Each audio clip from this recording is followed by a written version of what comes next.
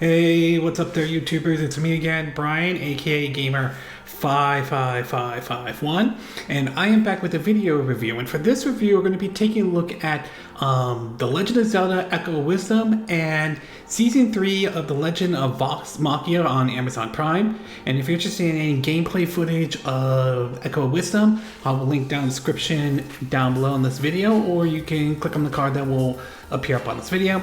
And for parents out there, it's worth pointing out that The Legend of Zelda: Echo of Wisdom is rated E10, ages 10 and up, by the ESRB rating system, while Season 3 of The Legend of Vox Machina is rated TVMA here in the US. So we'll start off the first one with The Legend of Zelda: Echo of Wisdom. Now, throughout Zelda's history, or the game's history and all that stuff, Zelda has always been viewed as sort of an important, character in the Zelda series. Before Ocarina of Time, she was also, I would say most of the time, sort of the damsel in distress to a certain degree. But when Ocarina of Time came out, her role was a little bit different. I mean, you still had to rescue Princess Zelda, but she played a much important role than she did in, say, past Zelda games and all. And since then, her role has kind of changed a little bit here and there. As far as being a playable character, outside of the god-awful Philips CDI game and everything, Zelda has never been really, I would say, a playable character until she started making an appearance in, the Super Smash Bros. Series, though. And then recently she started to become a playable character in games like the spin-off like Hyrule Warriors, the first one, and Hyrule Warriors Age of Calamity. So it was kind of interesting last year when during one of Nintendo's Direct, a new Zelda game was announced. Only this one you actually literally play as Zelda. The role reverses, and this time, Zelda is the one that you actually play. And I was kind of curious to see how this was going to play compared to, say, past Zelda games in the past and everything like that. Well, after spending some time with the game and everything, I will say I definitely think this is an interesting take on the Zelda franchise, though, and I certainly would be open to more entries like this, or more entries where you play as Princess Zelda as the main character down the road in future entries and everything. So I'll break it down into pros and cons, and we'll start off first with the pro. In terms of the pro, though, I will say that I like the fact that it's a return to the 2D top-down Zelda games, everything like that. Not that I have anything against basically the basically 3D Zelda games, whether it's sort of like, Ocarina of Time or Twilight Princess, or the recent entries like Breath of the Wild and Tears of the Kingdom, which I like the open world approach. I would be open to seeing more of those games in future Zelda games, maybe on like the Switch 2 and everything. I definitely like the fact that Nintendo's willing to go back and do like, top-down 2D Zelda games, whether it's, a remake of Link's Awakening that was originally released on the Game Boy, now, on the Nintendo Switch, to basically a brand new one done in this style. So it's certainly nice that they sort of went back and sort of did another top-down 2D Zelda game and all. The next thing I do want to talk about is the combat and the gameplay, and I will say playing as Zelda offers sort of a unique approach, and not in a bad way, because in terms of with Zelda, though, you basically are doing getting what are these echoes and all. Throughout the world, though, you come across like these little crystals or anything like that on certain objects, and you scan these objects, and basically you can make copies of them. This comes in handy in terms of solving puzzles to defeating enemies and all.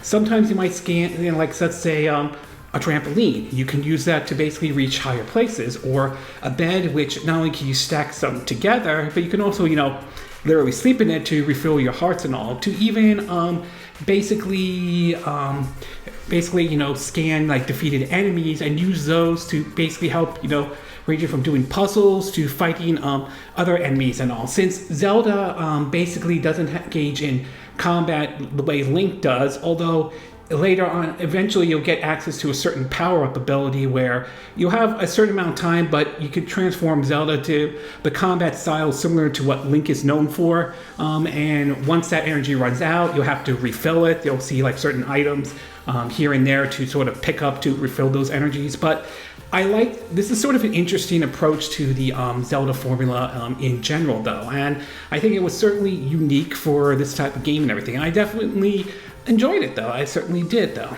And last but not least, I will say there are certain elements from the classic Zelda series that sort of made a return as well. I mean, yes, you have stuff like collecting items and everything, but for here you also have stuff like, the pieces of heart, which basically make a return after sort of being absent in sort of Breath of the Wild and Tears of the Kingdom and everything, where you complete some of these shrines to get a certain item where you can like either expand your stamina meter or your health bar and everything like that. Here, it's the traditional collect 4 pieces of heart to extend your health bar and everything like that. So there are some elements that has returned from the classic Zelda series, and I certainly don't think that's necessarily a bad thing at all. Okay, we're going to take a quick break, and when we get back, we'll get to part 2, which is the con. So take a quick break, and we will be right back.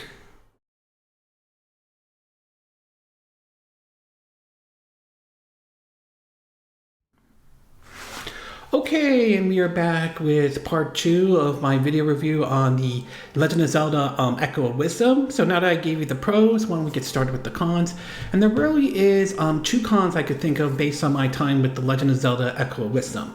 In terms of the cons, though, I will say that the combat, while enjoyable at all, it does have a little bit of a learning curve. And a lot of this has to do is that Zelda isn't really, in a way, engaged in combat in the same way as basically Link is in past Zelda games. Now, as I mentioned before, you do eventually unlock a power-up with the ability to transform Zelda to basically do a certain combat very similar to what Link would do in top-down 2D Zelda games, but this is only temporary, as there is a meter, and every time you're using that, the meter will drain and drain and drain until it's completely done. Outside of that, though, and refilling the meter and everything, the combat has, like I said, is a learning curve because Zelda isn't engaged in combat as much compared to Link is, and sometimes you may find yourself in a situation where enemies don't engage as quickly as you would like them to do. So I will say the combat, while not terrible or bad, does have a bit of a learning curve to it, though, and that may or may not turn some people off and all. And last but not least, I will say that there is, unfortunately for this game, there is some performance issues that I did run into, though. Now, when Link's Awakening came out, though, that also had some performance issues on the Switch. Mostly once you transition to new areas, the game kind of dropped to 30 frames per second, and then it went back up to 60 frames per second. And this, I would say, I've seen some situations like this has happened before in this game, though. While the game does run at 60 frames per second, there are times where I've seen the frame rate dip down to the 30s a little bit. So sometimes it feels like the frame rate is sort of like all over the place and everything like that. Other times you see it during, like, if there's like a lot of enemies, depending on certain areas of the game that you're in. So I won't say it makes the game unplayable, but it certainly is noticeable in basically Echo of Wisdom. Overall, I would say I came away pleased with The Legend of Zelda Echo of Wisdom, and I certainly would be open to more Zelda games, basically having Princess Zelda as the main character down the road, should Nintendo decide to do that and everything. At its best, though, it is a return to the top-down 2D Zelda game. The combat is unique, and the gameplay is also unique as well, especially playing as Princess Zelda. And some classic elements like the Piece of Heart returns, so that certainly is good. But at its worst, though, there is a sort of a learning curve with the gameplay and the combat. And as I mentioned before, I've seen some performance issues where, while the game does run at 60 frames per second, there are times where it will dip below into the 30s and all. But in either case, though, I will give Nintendo credit for doing something a little bit different with the Zelda franchise and all. And like I said, I would definitely be down with future Zelda games using Princess Zelda as sort of the main character and all. Maybe they'll have her in a future 3D Zelda game. Maybe there may be one where you switch between Link and Princess Zelda. That certainly would be interesting if they ever decide to do that at all. But either case, though, I'm open to the idea. But having said that, I did enjoy The Legend of Zelda: Echo of Wisdom, and for Zelda fans or top-down 2D Zelda fans, Echo of Wisdom is definitely worth a try and everything. Okay, we're going to take a quick break, and when we get back, we'll get to part 2, and this one will be my thoughts on Season 3 of The Legend of Vox Machina. So we'll take a quick break, and we will be right back.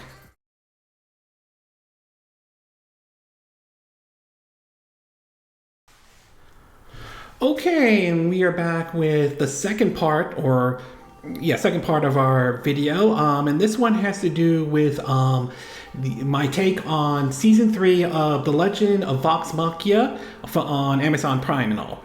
Now, I've been watching Vox Machina since it first premiered on Amazon Prime, and I definitely enjoyed, so far, the first 2 seasons and all. One focusing on Percy's storyline, while the others basically with the setup to the whole Thordak, the dragon who made its appearance at the end of Season 1 of Vox Machina, and then pretty much played an important role in Season 2 and everything like that. So I've really enjoyed the series and all. And going into Season 3, I was curious to see how this one was going to play out and all. Excuse me. And after watching all the episodes, I will say that I still came away very pleased with the series, and I'm definitely looking forward to what what Season 4 might be like, though.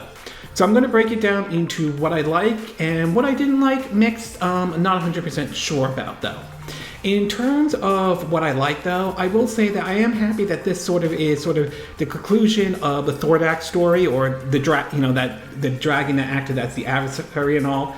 In a way, it kind of felt like it was sort of like, the Infinity Saga on the MCU to a certain degree, and that's kind of how I felt like this one was. It was sort of setting the stage for the climax battle at the end, near the end of Season 3, and I definitely like that it was sort of a conclusion with Thordak, and I'm very curious to see how Season 4 is going to play out and everything like that. So I definitely like how it sort of built up that these folks basically, how the Vox Machina was sort of finding ways to set up to take the fight to Thordak himself and all.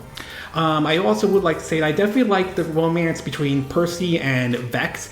You kind of got a hint of that, a little bit of that maybe in Season 1 and some hint in Season 2, and throughout Season 3 it was kind of fully on display and everything like that, and I thought that was really neat to see that romance kind of blossom to a certain extent throughout Season 3 and all. So that's definitely nice and everything like that. And finally, the show still maintains sort of like that Guardian of the Galaxy vibe to it to a certain degree, though. And that certainly isn't a bad thing at all, though. I mean, granted, this is TVMA compared to Guardian of the Galaxies, which are PG-13 and everything like that, but you still get a little bit of that vibe to it to a certain degree. And to me, that certainly is a good thing indeed and all.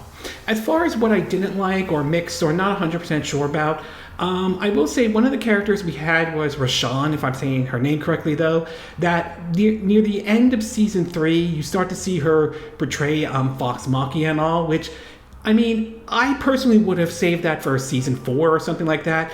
Kind of, sort of, maybe at the start of Season 4 showed how she portrayed Vox Machina and all, rather than just have it near the end of Season 3 and just a short time span and everything like that. Again, that's my take on it, though. But, I mean, it is what it is, to be exact, but I would have preferred the portrayal of Raishan to be the start of Season 4 and all. Overall, I came away very pleased with the 3rd season of The Legend of Vox Machina, though the show is still enjoyable. I am looking forward to Season 4 and everything. At its best, though, the Thordak story is concluded, which I certainly is good. The romance between Percy and Vex is sort of interesting, and definitely the show still has that Guardians of the Galaxy vibe to it to a certain degree. But at its worst, though, is the portrayal of Rashad. I would have saved that for Season 4. But in either case, if you enjoyed the first 2 seasons, you'll like Season 3 and everything like that. The way the show ended for Season 3 kind of is sort of feels like, part of it feels like a conclusion to the story and everything like that, but at the same time it does feel like it's setting the stage for Season 4. I think a Season 4 is going to happen, but I am very curious to see how, if a Season 4 does happen, I'm very curious to see how that one plays out and all. But like I said, if you enjoyed the first 2 seasons of Vox Machina, you'll probably enjoy the 3rd season and all. Okay, this concludes my double review of The Legend of Zelda Echo of Wisdom and The Legend of Vox Machina Season 3. And again, these are my opinion. What are yours? What are your thoughts about The Legend of Zelda Echo of Wisdom, though? Are you glad that Nintendo did another top-down 2D game? Do you like the idea of Princess Zelda having her own game, much like we saw with Toad or Luigi and Princess Peach and everything like that? Would you like to see more games where you actually play as Princess Zelda? And what are your thoughts about Season 3 of Vox Machina? Did you enjoy Season 3 in any way? Did you not enjoy it, though? Are you looking forward to Season 4? Do you like what I said in this video? Did you not like what I said? Do you have a difference of opinion? As always, sound off in the comment section below. Let me know what you think. And if you like this video, I hope you hit the like button. I would appreciate it.